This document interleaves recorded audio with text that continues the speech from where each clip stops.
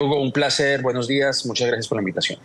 Robert, muy sensato por parte de Joe Biden decir, me hago a un lado, entrego la posta, necesitamos voces más jóvenes, relevo generacional, pero ¿no es un poco tarde a estas alturas, a menos de ¿qué? 4 meses de esas elecciones del 5 de noviembre?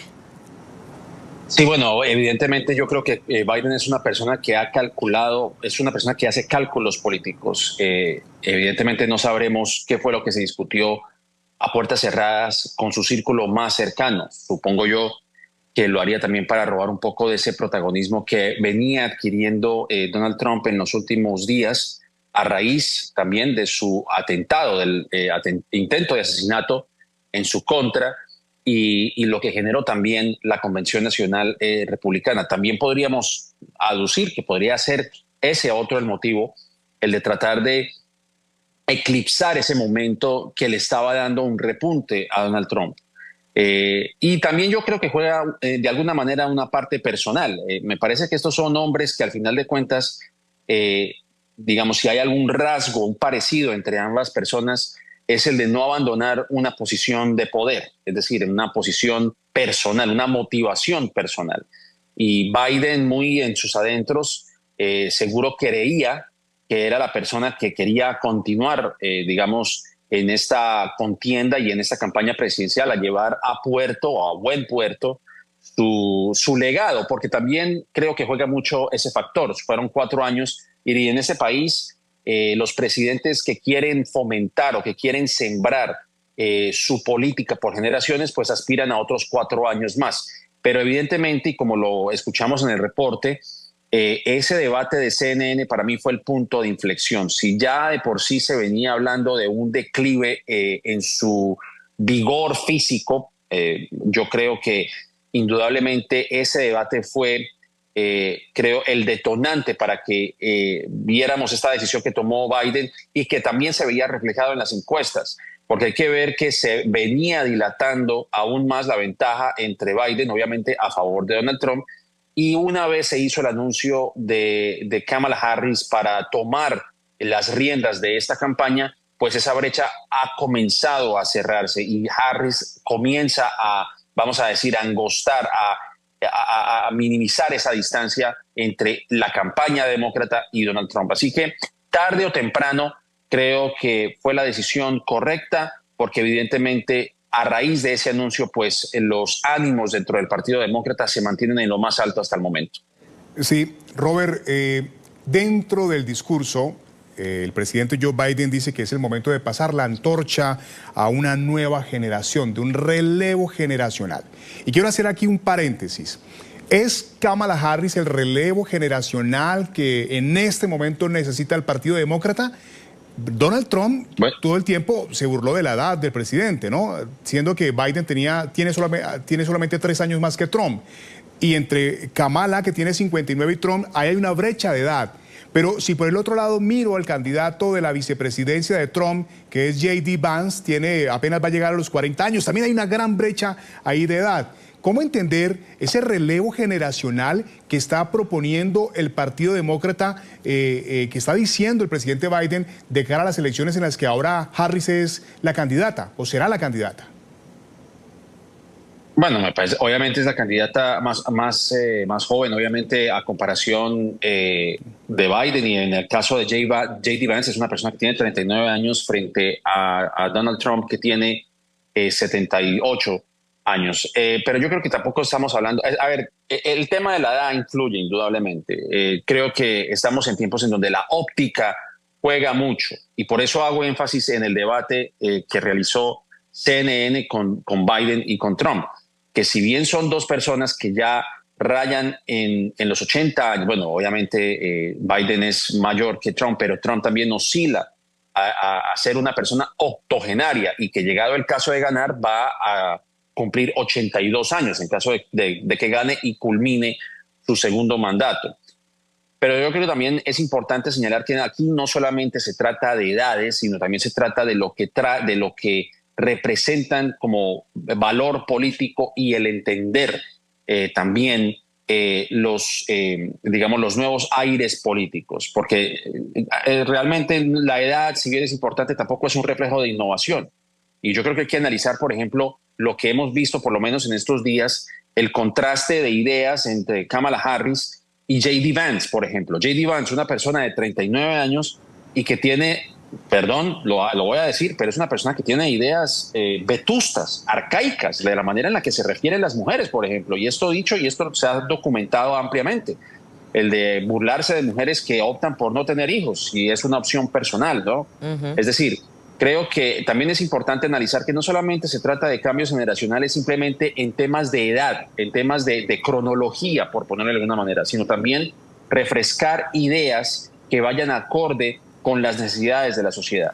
Y creo que eso también marca ese contraste del cual habla Biden. Si estamos hablando de ideas que simplemente lo que buscan es retroceder en los avances sociales que se han venido alcanzando en los últimos 50, 60 años, como lo quiere proponer J.D. Vance, o ideas vanguardistas que respondan a las necesidades, por ejemplo, y hablo específicamente en las necesidades de los derechos reproductivos de la mujer, citando un ejemplo. Y yo creo que eso también habla mucho de ese cambio generacional del cual habla Joe Biden. Y también creo que es un llamado a los republicanos, porque si bien Biden acierta en que hay que hacer un cambio generacional, pues eso también habla del Partido Republicano, que sigue aferrado a una persona que tiene 78 años y que ahora el enfoque está en él, porque él es el candidato más mayor, valga la redundancia y la falta de gramática en este caso, pero es la persona más vieja, por ponerlo de alguna manera, es la persona más longeva en esta campaña, en esta contienda. Robert, por supuesto, cuando referenciabas lo de que Biden eclipsó ese momento de Trump, claramente así fue, porque además a Donald Trump, después de que renuncia, se sale su rival, que ya sabía cómo competir en contra de él, la edad, la vigorosidad, que estaba mal mental, físicamente, etcétera, pues le tocó también reevaluar todo. Primero con la incertidumbre de no tener un candidato y ahora con Kamala. Y ya vemos hacia dónde está apuntando Donald Trump con eso, porque ya la está atacando porque es comunista, que no puede llegar una presidenta siendo comunista. Ya vemos que la está atacando, ya el tema de la edad, de la vigorosidad, por supuesto, sale del panorama y se enfoca en la línea ideológica y en decir que es comunista. Muy interesante cómo de ambos lados tuvieron que reorientar eso con esta salida de Biden. Bueno, hay que aclarar que Kamala Harris no es comunista. No, ya va, no, lo que estoy diciendo es lo que dice Trump como ataque. Claro. No son palabras mías, claro, sino que lo dice Trump. Sí, bueno, obviamente es la clásica jugada, ¿no? De tachar a todo el mundo de socialista. Y hicieron lo mismo con Biden, diciendo que era un presidente socialista, que era un presidente comunista. Ahora, lo mismo como lo señaló el mismo Biden, ¿no? Es una persona que ha ejercido el cargo público desde hace 50 años. Y si hay una persona que es lejos de ser socialista y comunista, pues es Joe Biden. Es una persona que es muy afín al establecimiento de la política estadounidense. Pero sí, como tú señalas, Carla, creo que esto desajusta también al Partido Republicano, en el sentido de que no saben o todavía están tratando de entender cómo atacar a Kamala Harris. Y lo que hemos visto, por ejemplo, en las recientes campañas del comité o del Comité Nacional Republicano es fijarse en nimiedades realmente. Por ejemplo, ahora lo que la trata de atacar por ser una persona que se ríe. Si ustedes ven videos de esa campaña o del comité o de la Comisión Nacional Republicana, la atacan por la manera en la que ella se ríe. Y yo creo que esto es lo que vamos a ver de aquí en adelante, tratar de buscar minucias para hacerla quedar mal.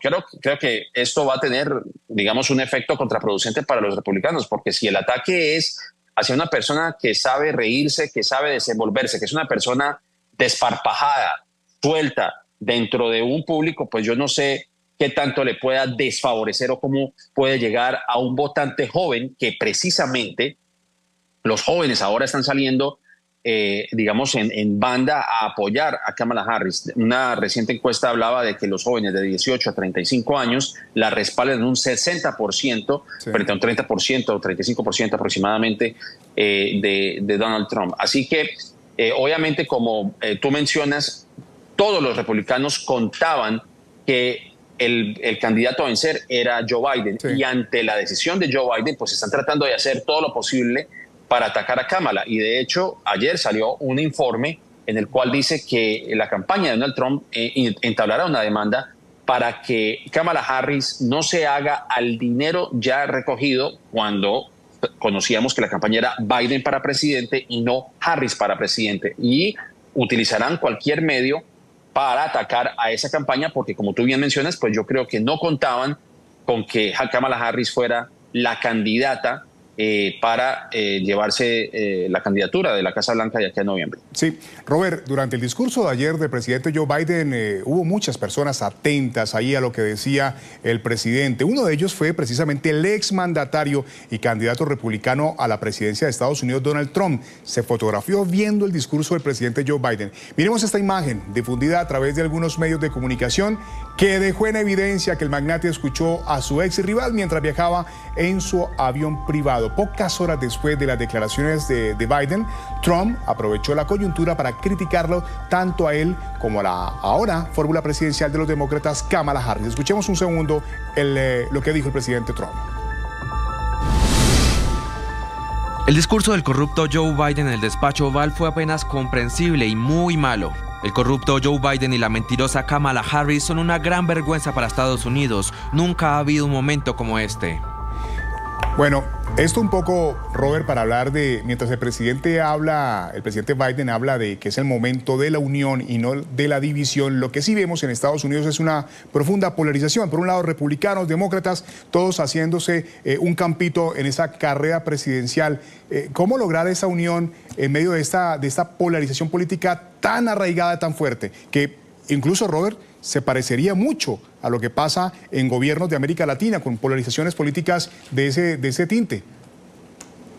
Bueno, yo creo que con esa clase de declaraciones, esa clase de retórica como la que fomenta el presidente Donald Trump, yo dudo que haya algún tipo de unión. Yo creo que la unión, por lo menos del lado demócrata, como lo vimos a 24 horas del anuncio de Joe Biden, esa fue la unión que no tiene precedentes realmente, porque una vez que Kamala Harris anunció su intención de ser la líder, de ser la persona que va a llevar a buen puerto la campaña demócrata, luego del anuncio de Joe Biden, del retiro de Joe Biden de esa contienda, pues los demócratas no atisbaron en ningún segundo y ya habían empezado a manifestar su apoyo hacia Kamala Harris, a grado de que tomó prácticamente 48 horas para que la mayoría de los delegados pues le dieran el respaldo para ser la candidata líder de la llave demócrata.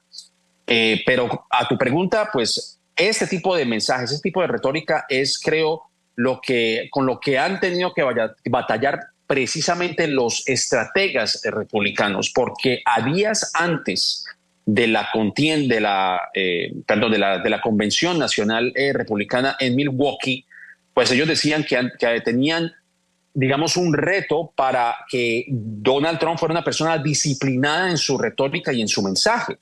Y ellos habían construido un mensaje de unidad, y esto lo vimos tal vez en los primeros 20 minutos de su discurso al aceptar la candidatura republicana. Y luego 60 minutos de una ensalada de palabras atacando a todo el mundo, atacando a los migrantes, atacando a los republicanos, etcétera, etcétera. Yo creo que si estamos esperando que haya una unidad nacional, que haya un mensaje de unidad o de tolerancia dentro de la diferencia, pues yo creo que eso no va a pasar. Donald Trump va a seguir siendo la persona que es, una persona pendenciera, una persona combativa que va a atacar a su rival por su aspecto físico, por el aspecto que a él le parezca. Y yo creo que ese tipo de retórica negativa que presenta Donald Trump, muy alejado de lo que sus consejeros le dicen que tiene que hacer, que tiene que mejorar su idioma, que su mensaje, que tiene que tener un momento de unidad y de sensatez, pues eso no se va a alcanzar con Donald Trump. Así que con lo que acabamos de escuchar, pues eso va a continuar y esa va a ser la temática y el tono de este debate.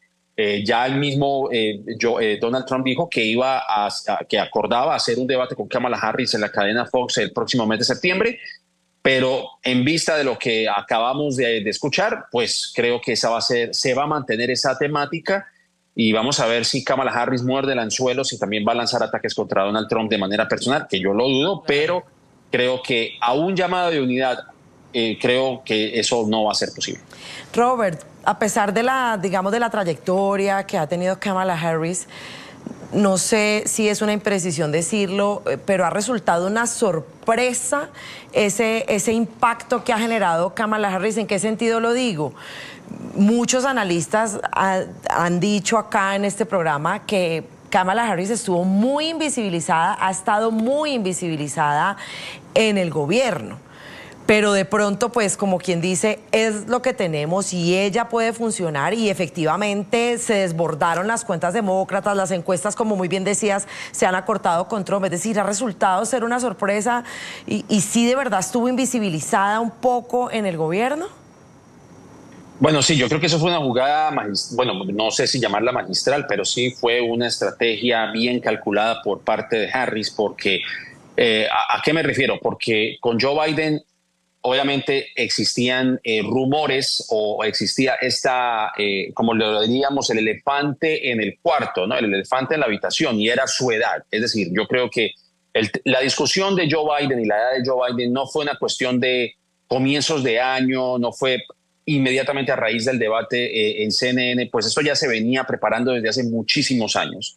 Y yo creo que el detener a Kamala Harris de manera, digamos, realzar la imagen de Kamala Harris mientras que el presidente Joe Biden era el presidente, pues creo que hubiera enviado un mensaje tal vez equivocado, o tal vez el mensaje que no querían que los demócratas enviaran, que era el de decir, bueno, ¿quién es el que está al poder? ¿O es Joe Biden o es Kamala Harris? Y yo creo que también Kamala Harris, de alguna manera, si tenía participaciones, si tenía correrías, si fue a Guatemala, por ejemplo, para hablar de la ola migratoria que venía de Latinoamérica a Estados Unidos, pues ella también guardaba un perfil un poco más bajo. Pero la sorpresa a la cual tú te refieres, Carla, yo creo que tiene que ver con lo siguiente.